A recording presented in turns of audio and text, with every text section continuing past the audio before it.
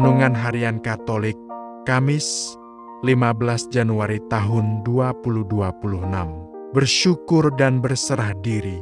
Ingat, jangan katakan sesuatu kepada siapapun juga, tetapi pergilah, perlihatkanlah dirimu kepada imam dan persembahkanlah untuk pentahiranmu persembahan yang diperintahkan oleh Musa sebagai bukti bagi mereka.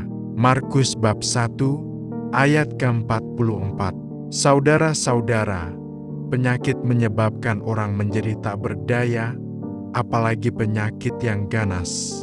Hanya doa dan harapanlah menjadi tumpuan akhir dari hidup. Permohonan kepada Tuhan satu-satunya jawaban terakhir dalam hidup manusia.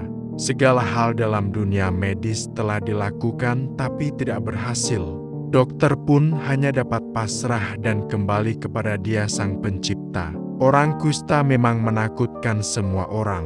Namun, dengan kemajuan ilmu kedokteran saat ini, semakin membuka wawasan kita untuk tidak merasa takut kepada mereka, tetapi semakin peduli dan terbuka untuk melayani mereka.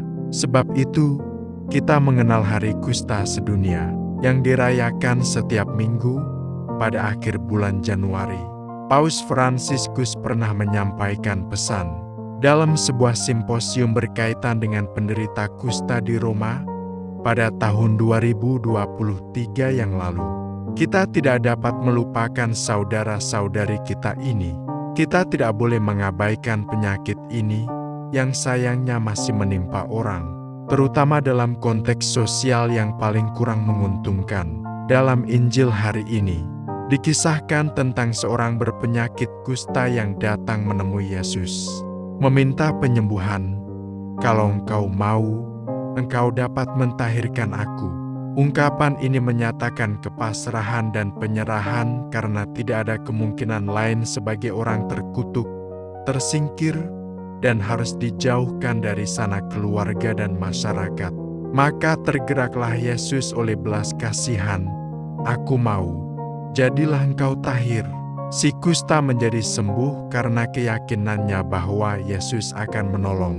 Yesus menyuruh orang itu pergi dan supaya mempersembahkan diri pada Tuhan dan melarang memberitahukan kejadian yang ia alami.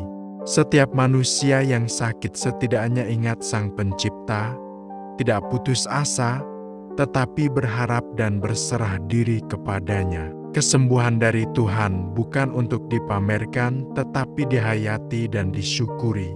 Tuhan meminta kita pergi dan bersyukur menceritakannya kepada imam.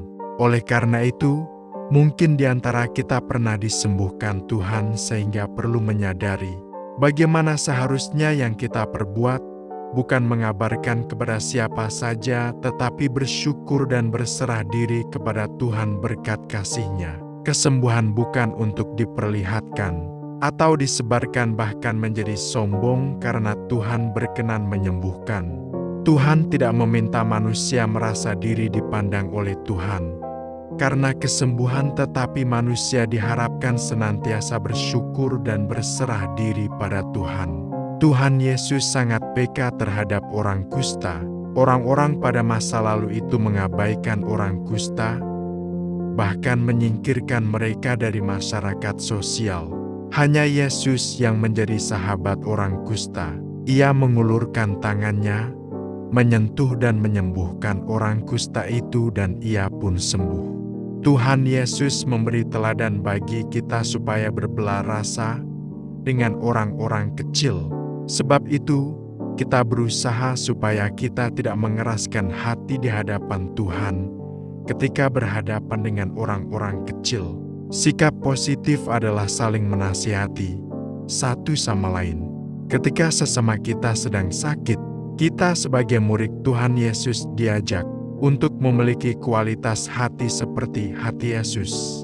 Sebagaimana Yesus senantiasa tergerak hatinya oleh belas kasih kepada kita, maka kita pun hendaknya tergerak hati oleh belas kasih terhadap sesama, terutama yang menderita. Sekecil apapun bantuan kita, sangat berarti untuk meringankan penderitaan mereka.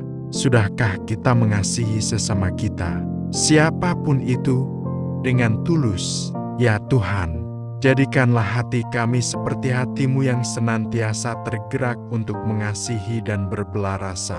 Demikian renungan hari ini. Selamat beraktivitas. Semoga semuanya lancar, sukses, serta selamat. Tuhan memberkati.